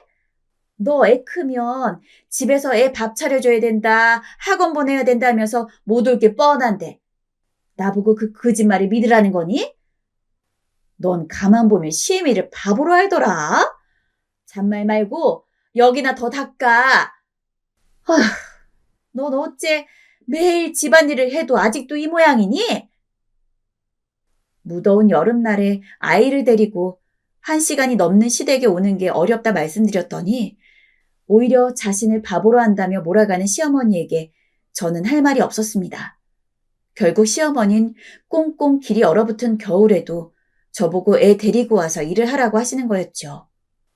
이쯤 되니 제가 며느리인지 종인지 분간이 되지 않더군요. 더군다나 제가 저런 몰상식한 말을 했다는 이유로 전날은 밥도 주지 않으셨습니다. 나중에 제 아이가 제게 자기 밥을 떠먹여 주더라고요. 정말 눈물이 흘러나오는 걸 꾹 참았습니다. 그렇게 따로 거주하면서도 같이 살던 때와 별 다를 바 없이 살던 도중 그날도 여느 때처럼 시어머니의 전화로 시댁에 일을 하러 갔었습니다. 시어머니가 모자란 재료를 사러 간다며 잠시 나갔었죠. 근데 시어머니가 나가고 얼마 안 돼서 핸드폰이 울렸습니다. 제 핸드폰 소리는 아니길래 뭐지 싶어서 주위를 둘러보니 시어머니 핸드폰이더라고요. 화면에는 김미숙이라는 이름이 떠 있었습니다. 시어머니 친구분인가 보다 싶어서 일단 전화를 받아 여보세요 했는데 저 김자옥이 전화 아닙니까? 하는 소리가 들렸습니다. 김미숙이라는 이름과 다르게 남자 목소리였죠. 안녕하세요. 저는 어머니 며느리인데 어머니가 잠깐 장에 나가셔서요. 돌아오시면 전화 왔다고 알려드릴까요? 아니요, 됐소. 김미숙이란 이름의 남자는 됐다면서 황급히 전화를 끊었고 저는 이상하다고 생각하긴 했지만 그때는 시어머니의 불호령이 두려워 서둘러 요리를 하기 바빴습니다. 요리가 다 끝나갈 때쯤 시어머니께서 집에 들어오셨고 저는 전화가 걸려왔다고 말씀드렸습니다. 어머님, 저 아까 어머니 친구분한테서 전화가 왔는데요. 김미숙이라는 남자분이 뭐? 아니, 넌 왜 말도 없이 내 전화를 받니? 네? 왜 내 전화를 받냐고? 앞으론 전화 함부로 받지 마라. 시어머니 대뜸 제게 왜 자기 전화를 받았냐며 화를 내시더니 붉어진 얼굴을 한 채 방 안으로 쏙 들어가셨습니다. 지금까지 시어머니의 요청으로 대신 전화를 받아들인 적이 많았기 때문에 이번에도 받은 것뿐이었는데 갑자기 전화를 받았다고 펄펄 뛰시며 화를 내니 당황스러웠죠. 뭔가 이상했습니다. 하지만 며칠이 지나서 그때 시어머니가 대체 왜 그랬는지 알게 되는 사건이 발생했습니다. 오랜만에 고등학교 동창들과 카페에서 차를 마시고 있던 날이었습니다. 오랜만에 만난 친구들과 남편 얘기, 아이 얘기하면서 신세한탄을 하느라 시간 가는 줄 모르고 있었어요. 그런데 그때 창밖으로 시어머니가 지나갔습니다. 어디 가시나 보네 하고 무심코 고개를 돌리려는데 자세히 보니 시어머니가 어떤 할아버지의 팔짱을 끼고 걸어가고 있더라고요. 그 할아버지는 저희 시아버지가 아니었고 말이죠. 충격을 받은 나머지 전 그 자리에서 먹던 커피잔도 내려놓지 못하고 굳어 있었습니다. 예, 유경아 왜 그래? 친구들이 저를 흔들자 그때 불현듯 제가 시어머니 대신 받았던 전화가 생각났습니다. 미숙이란 친구분의 당황스러운 목소리, 시어머니의 붉어진 얼굴, 이 모든 게 하나의 상황을 가리키고 있었지요. 저는 친구들에게 잠깐 나갔다 온다고 한 뒤 몰래 시어머니의 뒤를 따라가 봤습니다. 아무래도 확인을 해야 할 듯 싶었어요. 만약 시어머니가 정말 바람을 피는 게 맞는다면 이건 집안의 큰일이 될 테니까요. 시어머니는 계속해서 팔짱을 낀 채 다른 할아버지와 정답게 이야기를 주고받았고 그리고 뒤이어 두 사람이 간 곳은 너무나도 충격적이었지만 어느 여관방이었습니다. 그쯤 되니 저는 확신할 수 있었습니다. 시어머니가 시아버지를 내버려두고 바람을 피고 있었다는 걸요. 그걸 알고 나니 어이가 없어서 저도 모르게 코웃음을 쳤습니다. 제가 분가를 하고 얼마 안 지나서 시어머니가 저한테 여자는 지아비를 잘 모셔야 하는 법이야. 너 남편 밥은 잘 챙겨주니? 하며 온갖 구박을 한 적이 있었는데 그렇게 지아비 타령을 하셨던 분이 지아비 모르게 바람을 핀다는 게 참 이중적이었거든요. 저는 일단 시어머니가 여관방으로 들어가는 모습을 사진으로 찍어 증거만 남겨두고 다시 집으로 돌아왔습니다. 하지만 이 이야기는 남편에게도 그렇고 아무에게도 하지 않았어요. 이걸 말했다간 한 가정이 파탄나는 건 물론이고 남편이 받을 충격도 상당할 것 같기에 조용히 저만 아는 비밀로 묻어두는 게 최선이라 생각했습니다. 저만 밝히지 않는다면 조용히 넘어갈 수 있는 일이니까요.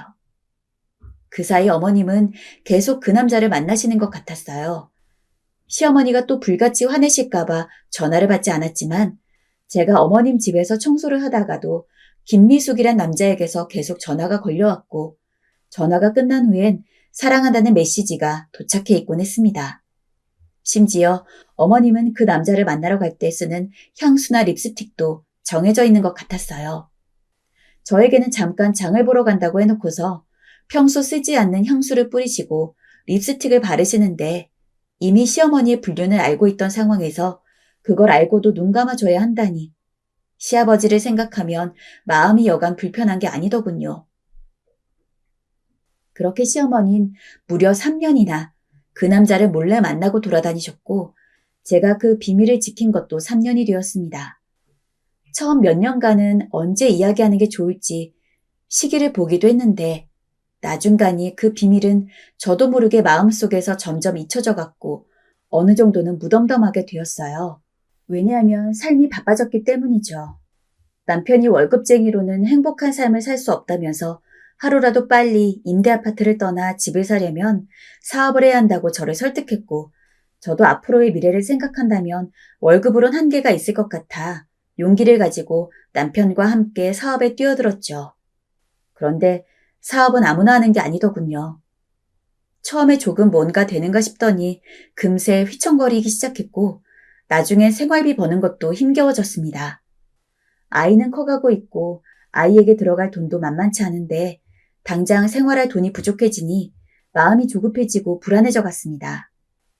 얼른 회사를 일으키고 싶은데 자금도 부족했고 여유도 부족했죠. 저도 남편도 눈에 띄게 지쳐가고 있었습니다. 시댁도 주변 상황도 신경 쓸 수 없을 정도로 하루하루가 고단했어요. 그러던 와중에 시아버지 생신이 다가왔어요. 저희는 맨날 시댁에 가서 생일상을 차려드리고 축하를 드렸기 때문에 그날도 어김없이 생일상을 차려드리고 현금 봉투를 드렸습니다. 그런데 봉투 금액을 확인한 시아버지의 안색이 갑자기 어두워지셨고 저희에게 왜 돈이 이것밖에 없냐고 물으시더라고요. 조금 직설적인 시아버지의 말에 당황하긴 했지만 저는 사실대로 말씀을 드렸습니다. 그게 사실은요, 아버님. 저희가 지금 생활이 많이 힘들어요. 일이랑 사업을 시작했는데 아무래도 초기이고 하다 보니 자리를 잡는데 시간이 좀 걸리네요.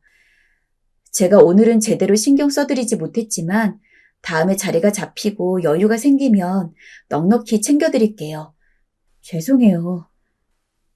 원래는 100만 원 정도를 드렸던지라 금액이 적어 실망하신 아버님께 저는 나름대로 잘 설명했다고 생각했어요. 그때는 저희 가족 먹고 살기도 너무 힘들었어서 어떻게든 아끼고 아껴서 30만 원 상당의 백화점 상품권을 선물로 드릴 수밖에 없었고 그나마도 10만 원은 제가 예전에 받은 게 있어서 20만 원만 어찌저찌 모은 거였습니다. 그런데 납득하신 시아버지와 달리 갑자기 시어머니께서 고개를 돌리시더니 투덜거리시더군요. 겨우 30만 원? 30만 원이 뭐니? 얼마나 돈을 헤프게 썼길래 이것밖에 못하는 거야. 내 친구들은 다 며느리한테 50만 원 이상은 받은 것 같던데. 그것도 현금도 아니고 백화점 상품권으로 뭘 하라는 거야. 시어머니의 빈정거림에 순간 화가 너무 났습니다. 정말 그 백화점 상품권도 저희 친정엄마가 고생한다면서 옷 한 벌 사입으라고 딸 손에 쥐어준 걸 드린 거였거든요. 당장 입에 풀칠하게 생겼는데도 시댁 생신 챙긴다고 지금 상황에서는 최선의 방법으로 선물을 드린 건데 진짜 해도 해도 너무한다는 생각이 들었습니다. 어머니, 그런 식으로 나오실 건 없지 않나요? 저희 이 돈도 정말 아끼고 아껴서 드린 거예요. 제 말에 남편도 지친다는 식으로 합세했어요. 맞아요, 엄마. 저희도 힘들어요. 이제 때 좀 그만 쓰세요. 어른이 되셔서 그러면 어떡해요? 뭐? 때를 쓴다고? 내가? 자식 새끼 키워놨더니 아무 소용없단 말이 이거구나.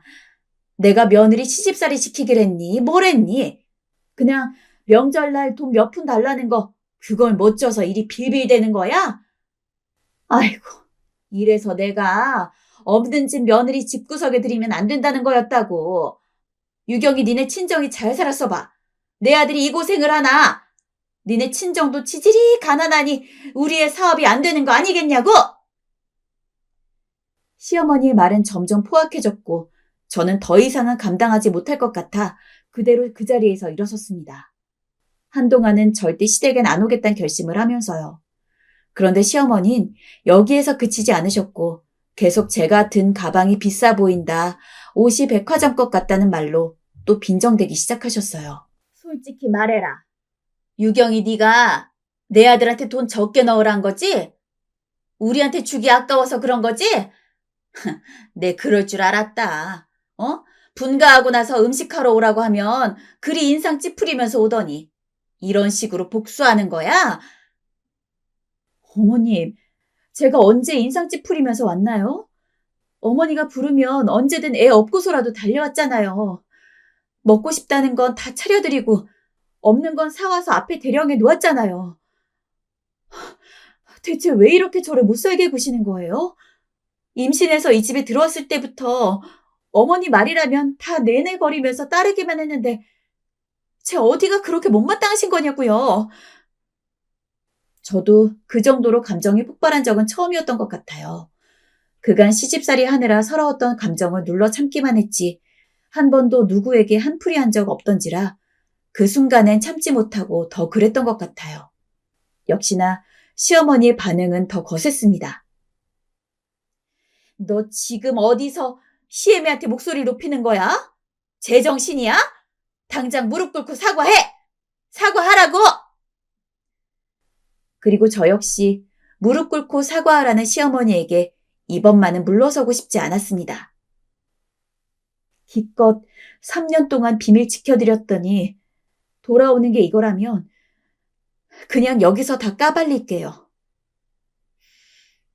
시아버님 생신이시기도 하니 되도록 좋게 마무리 짓고 싶었는데 도저히 참을 수가 없네요. 어머니, 이 사진 알아보시겠어요? 아버님 죄송하지만 어머님께선 그간 3년이란 시간 동안 이분과 바람을 피우고 계셨어요. 저는 제 핸드폰의 사진첩을 열어서 시아버지에게 당시 찍었던 시어머니의 바람 현장 사진을 보여드렸고 제가 보여준 사진으로 집안 분위기는 그야말로 뒤집어지고 말았습니다. 시어머니 얼굴은 새파래졌고 시아버지 얼굴은 경악으로 번져갔어요. 당신 저거 뭐야? 당신이 왜 저 이상한 놈 팔짱을 끼고 있는 거야? 저 여과는 뭐고? 왜 말을 안 하고 있어? 얼른 바른 대로 설명하지 못해? 아니에요. 내가 무슨 바람 아니에요. 난 모르는 일이에요. 유경이 제가 나 모함하려고 이상한 사진 찍어와서는 저러는 거라고요. 너 어디서 뭐 이런 못된 짓은 배워가지고 시애미들 모함하려는 거야? 당장 그 핸드폰 안 치워? 아마 어머니 핸드폰을 보시면 그분이랑 나눈 문자 같은 것도 많을 겁니다. 확인해 보세요, 아버님. 시어머니는 노발대발했지만 시아버지는 거의 반강압적으로 시어머니 핸드폰을 빼앗아 문자함을 뒤졌습니다. 아니나 다를까 당시 김미숙으로 저장되어 있던 그 할아버지와 자기야 사랑해라는 식으로 나눈 문자가 수십 건이 넘게 나왔습니다. 그 모든 걸 본 시아버지는 시어머니를 밀치셨고 시어머니는 뒤로 나동그라지셨습니다. 남편도 충격에서 헤어나오지 못하고 아버님을 말리지 못한 채 문자함만을 쳐다보고 있었고요. 말 그대로 아주 난리가 났죠. 그럼에도 불구하고 시어머니는 당황하셔선 계속 저를 손가락질하면서 제가 꾸며낸 짓이라고 말하길 바빴어요. 내가 아니라니까. 제가 다 한 짓이야, 제가. 나는 아무 잘못이 없다고요. 예? 참, 그 모습을 보는데 시어머니가 비참해 보여 한편으론 안쓰러워지기까지 했습니다. 모든 게 들통난 마당에 어떻게든 살아보겠다고 약한 저 하나 붙잡아서 손바닥으로 하늘을 가리려 드시니 정말 어리석게 느껴졌습니다. 당연히 바보가 아닌 시아버지께선 시어머니의 핸드폰을 집어 던지시며 난리가 나셨고 그제야 남편이 엉거주춤 시아버지를 말리기 시작했습니다. 저도 옆에서 시아버지를 말리다가 제가 거들어도 이 사태가 멈춰질 것 같지 않자 그냥 포기하곤 애만 데리고 남편도 놔둔 채 집에 먼저 왔습니다. 집으로 돌아오는 내내 여러 감정이 들었습니다. 내심 저지르고 싶던 일을 저질러 후련한 마음, 그리고 뒤따라오는 찝찝한 마음. 그 두 가지가 저를 매우 혼란스럽게 만들었어요. 허나 그간 시어머니께서 저를 온갖 걸로 구박하시고 부려먹으시면서도 그토록 당당하셨던 모습들이 스쳐 지나가자 혼란이 가라앉으며 인과응보, 이 단어가 떠올랐어요. 어차피 언젠가 밝혀질 걸 저로 인해 밝혀진 것뿐이라고.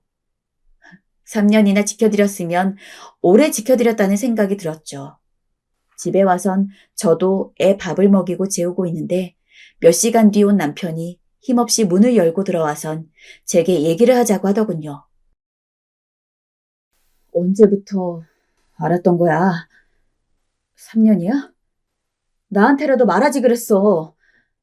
당신 괜히 충격받을까봐 말 못했어. 나만 아는 게 좋겠다고 생각했고, 나만 입 다물고 있으면 어머님 비밀은 지켜줄 줄 알았어. 그런데 오늘은 정말 못 참겠더라.